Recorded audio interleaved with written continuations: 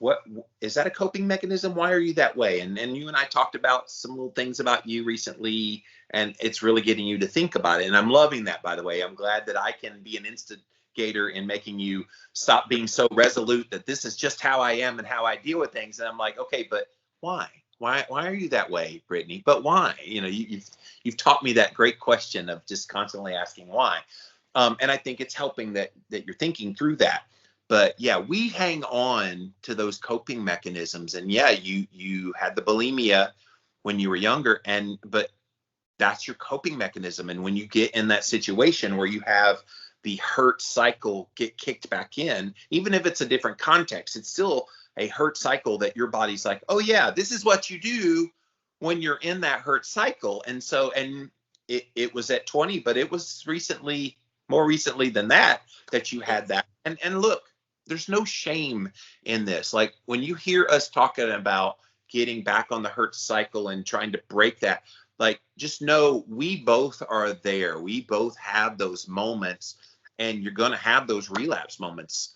And last year we've talked about it till we're blue in the face. That was a shitty year for Brittany. It was shitty for Jimmy for another reason, but you had a really crappy year physically, emotionally, all the things. Mine was just emotional.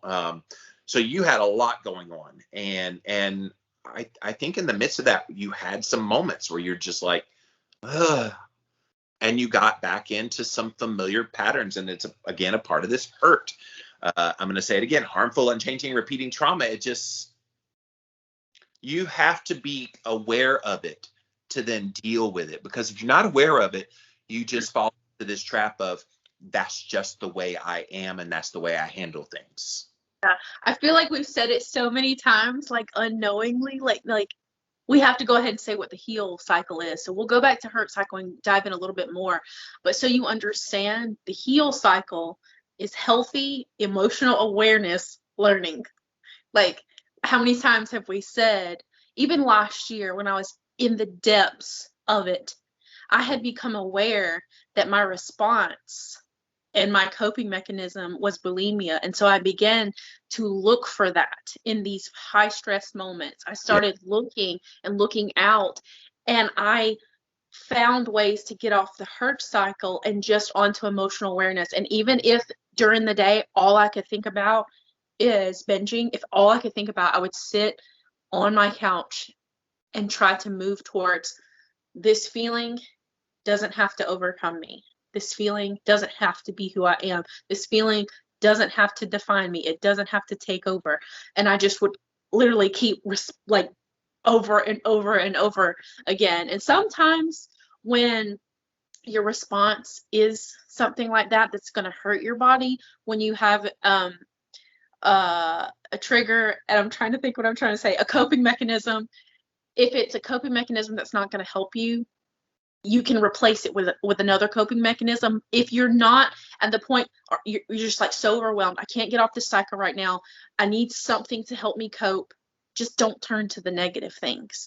Because the things like bulimia, the things like alcohol, food, sex, drugs, things like that, they numb your feelings, and then you're not feeling them, and all you're doing is pushing them down more, which is only going to hurt you more. It's going to cause that hurt cycle to just become longer and wider, because now you have this other trigger almost, that every time you're triggered, you're like, oh, I need alcohol every single time.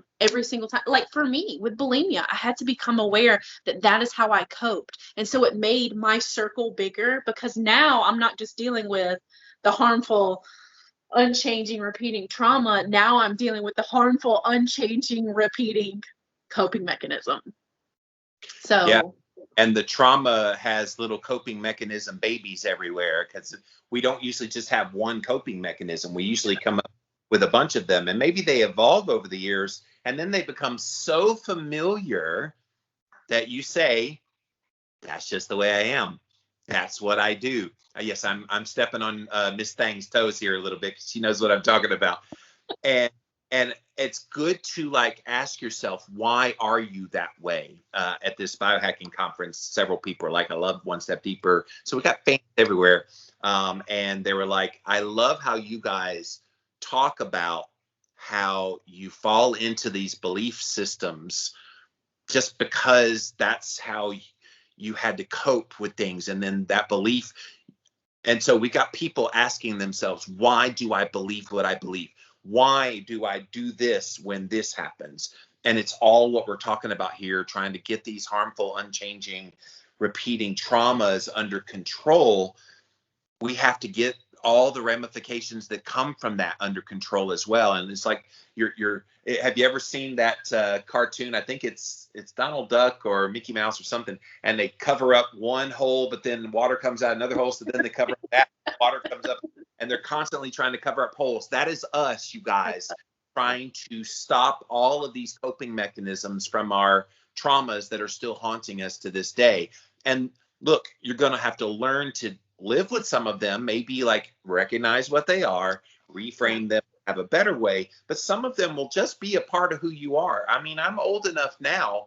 There's certain things that have become a part of who I am because of my trauma, and I can either express it negatively, which I have in the past, or I can take that energy and channel it in a more positive direction. I have my flaws, and you know all of them, but I try to do it for good for myself and for others and not harm. Whereas before, the bulimia was harm, and now you recognize it, you know what it is, and you deal with it. Yeah, and I know how to look for that. And so let's talk about a couple of those ways that you can stop. Once you become aware, oh shit, I am on a cycle. This is repeating. This is either repeating from the person that hurt me, who got hurt, or something within yourself, and you're just repeating a cycle within yourself. Or perhaps you realize, you know what, I was hurt by that person, and oh shit, I hurt somebody because of it. Yeah. Once you realize and become aware, there's a couple of different things. It just depends on what the situation is. But number one, we kind of talked about this, learning to respond rather than to react. This is something that we have brought up in past podcasts, but it's so important. It's just one of those common themes, to give yourself a moment. So it comes up in parenting a lot. If the kids do something and I just want to react and just be big and mama bear, I'm just like, give me a minute, just go. And so instead of reacting, because in reaction, we're going to continue the hurt cycle. Reaction continues that. I say, give me a second. By the way, you posted some TikTok of one of the people you follow that does gentle parenting as of the recording of this yesterday. It's great. People think gentle parenting is now, don't do that. But here's what it really is. You know, there's a better way to do that than that. And whatever it was great because you can have this mentality of this is the way things are. But then when you really kind of do the nuts and bolts of it, it's a little more direct, but it's not the traditional. It was good. I loved that TikTok, by the way. Yeah. She said at the beginning was, what do you think gentle parenting is? And it was her saying, no, we don't throw sand. And then it changes to her going, hey, tiny humans, we do not weaponize sand. And I was like, yep, that is exactly it. Yeah. So yeah, but that's, and I love, she talks a lot about that person. She talks about a lot of the trauma that she goes through and why she chose gentle parenting. And it's the same reason why I chose gentle parenting, was because I didn't want to repeat the cycle with my kids. But I am a human being. Don't sit here and think that I don't have moments where I raise my voice at my kids, because I have my own trauma that is a bodily part of me. The trauma is a part of me. And so if the kids do something like scream or yell and that triggers me, I immediately just explode in that moment, because the trauma just comes back up. And before I know it, I find myself yelling, and I'm like, ooh, now I have to apologize for that. When we got off the phone after last week's recording of One Step Deeper, we always talk when the show is over. And then suddenly within like 5 minutes, happened upstairs. And you immediately went, what? Like you were on high alert. I've never seen you that way before. Yes. Okay. So respond. Like listening, going, all right, they're not dead. Okay, let's go.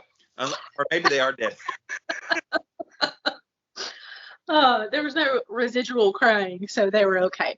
But so yes, learning to respond rather than to react. And so even if that means you're in a situation where you need to walk away, I had an incident happen with a family member, and I had to walk away. I left. I got in my car, packed up my kids, and I said, gone. And I did not respond back for about 3 days before I was ready and calm enough to have a response rather than a reaction. And I even warned the person, I can't talk to you right now. I am too emotionally heightened. And it is okay to do that. And that leads me into what we talked a whole episode about. So I will only hit on it for 1 second.